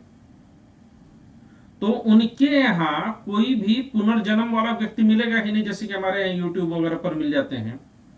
तो ये एक बड़ी जो है कहानी रहेगी कि क्यों नहीं जो है हम क्यों एक क्षेत्र विशेष के लोगों में, एक धर्म विशेष या समाज विशेष के लोगों में वैसी परिकल्पनाएं क्यों आती हैं, उससे भिन्न क्यों नहीं आती हैं। तो इसके पीछे बहुत कुछ हमारे जो भी विचार तैयार होते हैं, उस विचार के पीछे का कारण होता है कि हम किस तरह की परिस्थितियों में रहे हैं। क्यों रूसो गणतंत्र की तरफ जाते हैं, क्यों मार्क्स उधर जाते हैं, क्यों एडम स्मिथ उधर जाते हैं, क्यों लास्की उधर जाते हैं, क्यों गांधी इधर आते हैं, क्यों अंबेडकर इधर आते हैं। इन सब के पीछे वहां की तत्कालीन परिस्थितियां जिम्मेदार रही हैं। तो जब हम धीरे धीरे आगे बढ़ेंगे और करीबन जो है महीने भर की क्लास निकलेगी और हम 20-25% की जो है क्लास निकाल लेंगे, तब धीरे धीरे आप इसमें जो है अपने आप को सक्षम पाइएगा कि इस विचारक ने इस तरह की बात क्यों सोची। तब आप स्टेटमेंट देख करके ही यह अंदाजा लगाने की स्थिति में आ जाएंगी कि यह किस तरह के विचारक ने बात कही होगी। मैं अपनी क्लास में जब पॉलिटिकल थॉट्स पढ़ाऊंगा तो मैं पॉलिटिकल फिलॉसफी भी लेकर के आऊंगा, जो कि डायरेक्टली सिलेबस का हिस्सा नहीं है, लेकिन मैं उसको कनेक्ट करूंगा पॉलिटिकल फिलॉसफी को भी। और पॉलिटिकल फिलॉसफी को जो है क्यों मैं कनेक्ट करूंगा, जिससे कि उसके पीछे का जो है सीन आपकी समझ में आ जाए। तो थोड़ा सा हम लोग को आगे बढ़ना होगा, थोड़ा और कहते हैं ना कि किसी को समझने के लिए जरूरी है कि कुछ वक्त उसके साथ गुजारा जाए। Okay sir. तो बिल्कुल उसी तरह से राजनीतिक विचारकों और सिद्धांतों को समझने के लिए थोड़ा वक्त उनके साथ गुजारा जाना जरूरी है। Okay, thank you sir. Okay बेटा। या श्वेता, आपकी बात सही है कि ये तीसरी और आखिरी फ्री क्लास होगी, ठीक है। लेकिन जो लोग आज पहली बार क्लास ले रहे हैं उनको 2 क्लासेस की इजाजत मैं आगे और दूंगा। तो किसी भी व्यक्ति के लिए 3 फ्री क्लासेस हैं, लेकिन अब जो यूट्यूब पर मैं डाल रहा था सबके लिए, वह नहीं होगी। यानी कि अब आप क्लास में आकर के ही उसको पढ़ सकते हैं। ऑल डन, आगे बढ़े। संदर्भिक दृष्टिकोण। इस दृष्टिकोण के अनुसार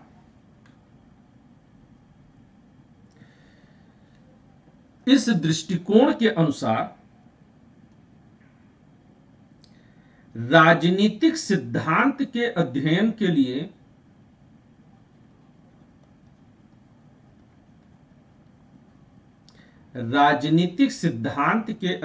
के लिए पाठ्य पुस्तक यानी कि टेक्स्ट बुक की जगह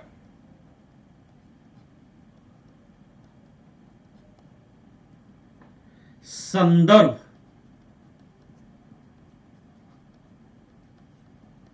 अगर आप लोग देखें तो मैं इस चीज का बड़ा जो है फैन रहा हूं। मेरे जो है टीचिंग स्टाइल में आप लोग हमेशा ही पाओगे कि मैं संदर्भ पर बड़ा जोर देता हूं। संदर्भ पर ध्यान देना चाहिए।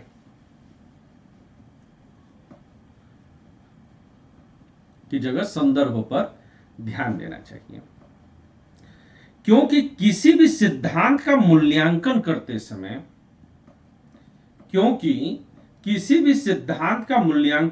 समय संदर्भों की उपेक्षा नहीं की जा सकती। संदर्भों की उपेक्षा नहीं की जा सकती। जैसे संदर्भों की उपेक्षा नहीं की जा सकती, जैसे यदि प्लेटो की रिपब्लिक, प्लेटो ने कई सारी किताबें लिखी हैं जिनमें से उनकी बहुत प्रसिद्ध किताब है रिपब्लिक। अच्छा, प्लेटो जब भी कोई किताब लिखते थे ना, तो प्लेटो की लेखन शैली जो है वह संवाद शैली है। पहले जितने भी ग्रंथ लिखे जाते थे या कुछ भी अध्ययन किया जाता था तो वह संवाद शैली में किया जाता था, बातचीत की शैली में किया जाता था। जैसे कि आप वेद देखिए, उपनिषद, वेद में कम है, उपनिषदों से ये परंपरा बढ़ी है। उपनिषद हो गए, पुराण हो गए, आपके रामायण हो गई, महाभारत हो गई, रामचरितमानस हो गई, ये सब लोग आपस में बातचीत कर रहे हैं और उसी को आगे बढ़ाया गया है। जैसे उद्धव संवाद, हाँ, उद्धव संवाद भी इसी तरह से है। इसी तरह से पश्चिम में भी जो शुरुआती साहित्य है वह ज्यादातर संवाद शैली में है। और आज की तारीख में जो नए शिक्षा शास्त्री हुए हैं वो ये मानते हैं कि टीचिंग भी अगर सबसे बढ़िया कोई हो सकती है तो संवाद शैली में हो सकती है। अभी भी हमारे यहाँ संवाद शैली को लोग नहीं समझ पाते हैं, पर कोशिश करनी चाहिए कि संवाद ज्यादा से ज्यादा स्थापित किया जाए, है ना। तो यही जैसे यदि प्लेटो की रिपब्लिक का अध्ययन करना है, यदि प्लेटो की, हाँ आगे लिखिए, जैसे यदि प्लेटो की रिपब्लिक का अध्ययन करना है और उस रिपब्लिक में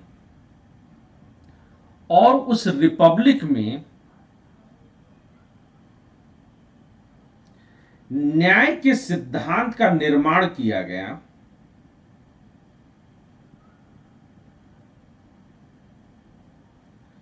और उस रिपब्लिक में न्याय के सिद्धांत का निर्माण किया गया,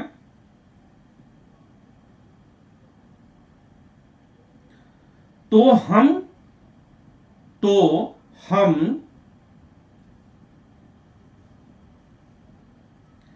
वहां न्याय का अर्थ, तो हम वहां का न्याय का अर्थ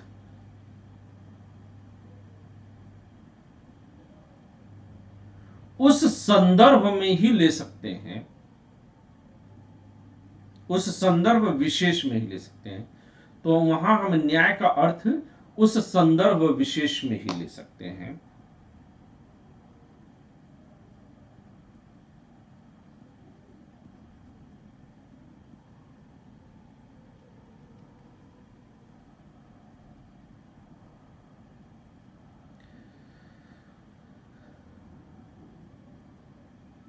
हम यह कह सकते हैं कि, आगे लिखिएगा, हम यह कह सकते हैं कि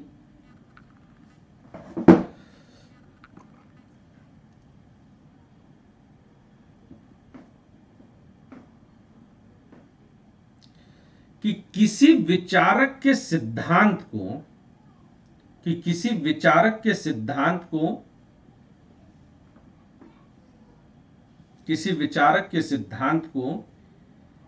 एकांकी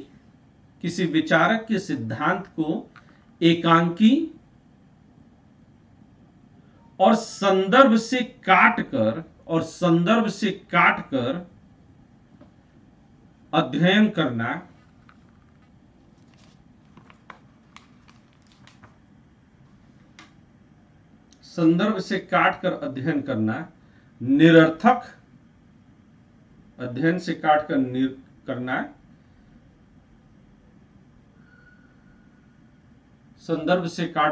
करना निरर्थक एवं मूर्खतापूर्ण होगा।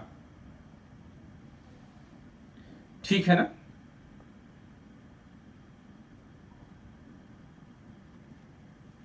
अब इसीलिए जब पूनम आप पूछ रहे थे ना कि कैसे इनको जो है हम याद रखेंगे, तो वहां पर यह जरूरी है कि पहले हम संदर्भ को विकसित करें, हम उतनी गहराई तक उतरें और तब वो चीजें अपने आप हिस्सा बनने लगेंगी।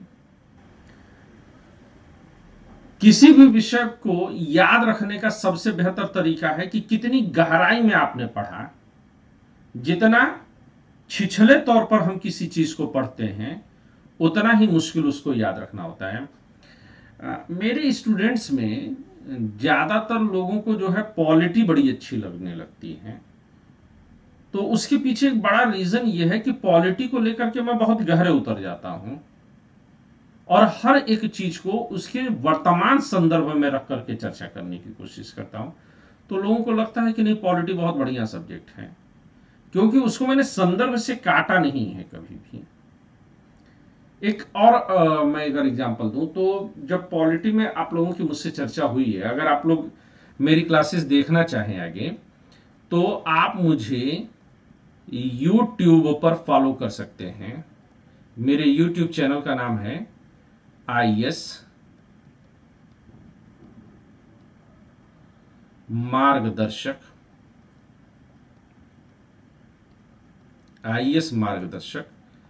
इसमें अगर आप मेरा नाम जोड़ दीजिए आशीष सर, तो मैं आपको आसानी से मिल जाऊंगा। IAS मार्गदर्शक आशीष सर के नाम से मिल जाऊंगा।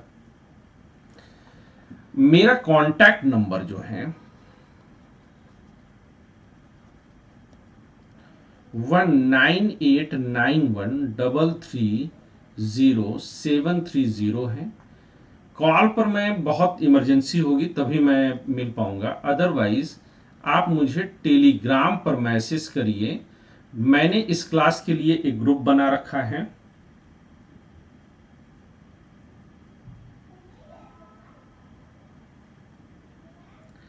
कि टेलीग्राम पर जो है, थैंक यू श्वेता, तो टेलीग्राम पर अगर आप मुझे मैसेज करेंगे तो मैं आपको उस चैनल से भी जोड़ दूंगा। सारे क्लासेस के लिंक, चूंकि अब लिंक जो है इंडिविजुअल सबको भेजी जाएगी, तो लिंक भी आपको वहां से मिलती रहेगी। मैं लिंक डाल दूंगा तो आप लोगों को जो है वहां से लिंक मिलती रहेगी, क्लासेस की डिटेल मिलती रहेगी।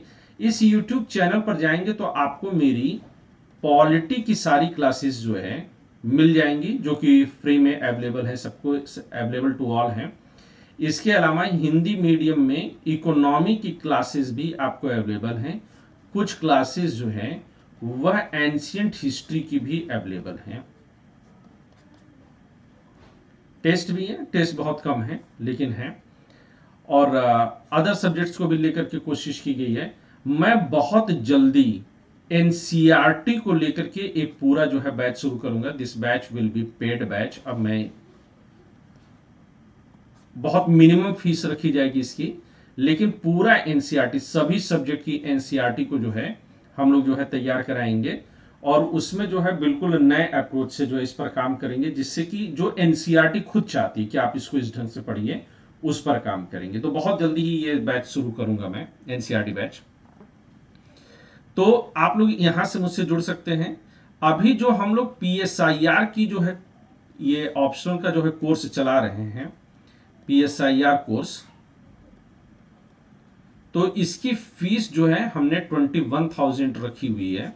ये आप चाहें तो हमें 2 बार में भी दे सकते हैं और 1 महीने के अंदर आप जो है दूसरी भी जो है फीस आप हमें अदा करें। तो आपको अगर क्लासेस छूट भी जाती हैं तो हम टेलीग्राम पर क्लासेस अपलोड, टेलीग्राम पर भी हम आपको क्लासेस दे सकते हैं वीडियो फॉर्म में, या यूट्यूब पर हम जो है अपलोड करके उसका लिंक आपको दे सकते हैं।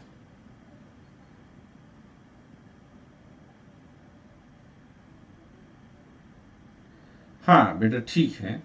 तो ये जो है कोर्सेज हैं। आप जैसे कि फीस अगर देना चाहते हैं तो फीस आप मुझे 920 586 73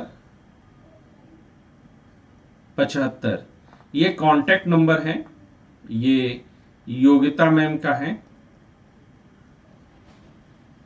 इस पर आप गूगल पे कर सकते हैं फीस। कोई दिक्कत आती है तो आप डायरेक्टली मुझे टेलीग्राम पर मैसेज करके बता सकते हैं। अगर फीस आपने पे कर दी है, पार्ट फीस भी पेमेंट की है, तो आप जो है उसका स्क्रीनशॉट मुझे जरूर भेजिए ताकि मैं जो है आपका नाम रजिस्टर्ड कर सकूं। तो आज के लिए क्लास में हम लोग बस इतना ही करते हैं। कोई अगर प्रश्न आपके मन में हो तो आप वो प्रश्न जो जरूर मुझसे पूछ सकते हैं, नहीं तो कल जो है हम लोग आधुनिक दृष्टिकोण के बारे में बात करेंगे और क्लासेस को अब धीरे धीरे नेक्स्ट वीक से हम लोग 2-2.25 घंटे तक उठाएंगे। प्रणाम श्वेता। तो आप लोग के प्रश्न हो तो प्रश्न ले सकते हैं, अदरवाइज फिर मुझे इजाजत दीजिए। शुक्रिया दोस्तों।